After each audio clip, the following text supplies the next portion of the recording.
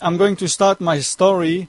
When I was 15 years old, I've been put into a home for people with a family problem.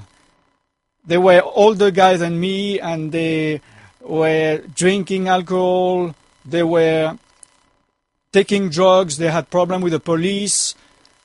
Many of them, they went to jail and they put them there when they went out. So very quickly I started myself to do all those things. And then I started wanting to try to do white magic, occultism. You know, something. I started with like a game with friends. We tried to make mind reading or palm reading or card reading, those kind of things. And I discovered that I had a gift, you know, that I had revelations. And I was fascinated because I saw that not everybody had that gift. So I started to explore it. I wanted to see to what extent I had it. So I started to interest myself into the Oriental mysticism. I started to have kind of divination possibilities, powers, and to read into people's mind to know when, before they came, what they were saying, and I could see the aura, A-U-R-A, of people, which is like their spirits. So whatever the way they would behave in front of me, if I saw the aura, I could see exactly who they were. I could see also, you know, spirits, you call them maybe ghosts. Then little by little I wanted to see what power I could get, so I went rapidly into black magic. Black magic is something not very good. It's when you're using some spiritual power to not for the benefit of people, to make them problem, maybe to curse them or to make them lose their job or that their wife or husband go away, whatever. And you can give them maybe illness or kill them. And I did some of those things. One of them, I watched her died in front of me. She bled to death in front of me. So I had, you know, I was happy to see that I had those power, but I was not feeling very good, you know. I had very difficult spiritual problems. I tried to suicide myself, and then they put me, you know, in a psychiatrist hospital for a while. I had a NDE, a near-death experience, which is, you know, when you are going to die, yourself, your spirit, your soul is going out of your body, and then you will go to God. Of course, your body will go to dust. And so I lived those first minutes, and I saw that I was not ready. Until that day, I was not afraid of death.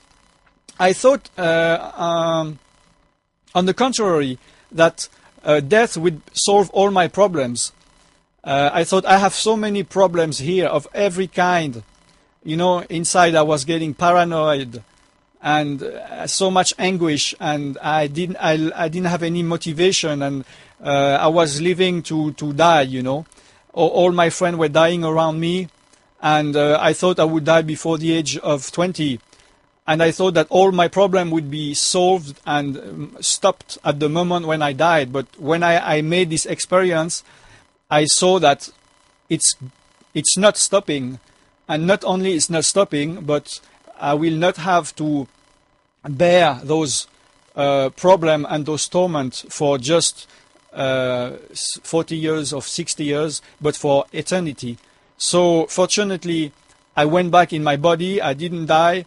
And after that, I tried to change my life and to make a better life.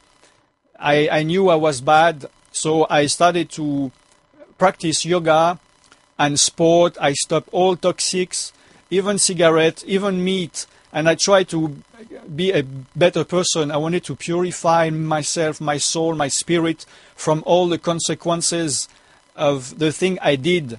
I thought I could become a new person, reborn myself into a new person, and that all the things that I did before will have no consequences on who I was now, because I thought I wanted to be a new person, a new creature.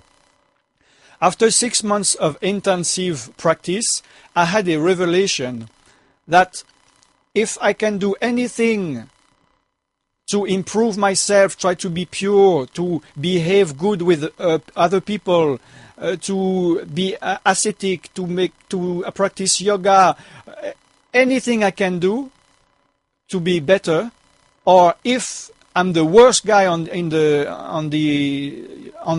earth, I am not getting nearer God of 1 inch. So I realized that I couldn't do anything with my own strength to get near God. One day a friend of mine invited me in a Christian meeting. I hated Christians. So I said, of course no. But he was insisting, and I don't know why I answered him. I said to him, okay, I come in one condition. You never talk to me again about any meeting. I come once in my life for 1 hour, and after I'm gone, and you don't talk to me about any meeting. At one point when he was preaching, I saw his aura, and it was the brightest aura, the purest, the whitest, the cleanest, the more powerful aura I ever seen in my life. And I knew that this was the ultimate power. So I knew that this guy had the ultimate spiritual power, and I wanted to get this power. He preached again, and at what moment he said, the people who want to receive the power of God, just come over in front. So I jumped in front, I closed my eyes, and I was waiting to receive the ultimate power. Unfortunately, in my mind, I saw Jesus and I saw the cross. So I was thinking, I don't want Jesus. I don't want the cross. Just go away. I want the power. So God spoke in my spirit. He told me that I had to accept Jesus and the cross, because if I continue the life I'm having now, in 6 months I'm dead. He showed me the length of time. He showed me how I would die. Because I had this near-death experience, I knew that I was not prepared, I was not ready to die, and I didn't want to be tormented forever. So, almost against my will, I capitulated. I accepted Jesus and the cross. I just did this to save my neck. Now, 30 years later, I am grateful to God because He had to act like this, because I wouldn't have a second chance. Maybe you who are listening, maybe you still have 10 years ahead of you, maybe 20, maybe 30. Maybe you already had a chance with God, and maybe God will give you a second chance, maybe a third chance. But in my case, this was my first and last chance. And God, I am grateful that God saved me in spite of me. He found a way to save me, because He knew that in 6 months I would be buried, my body would go back to the dust, and my spirit would go back to Him. And I was not ready to die. So I am very grateful to Him now to be saved. I am not afraid to die, because I know where I am going.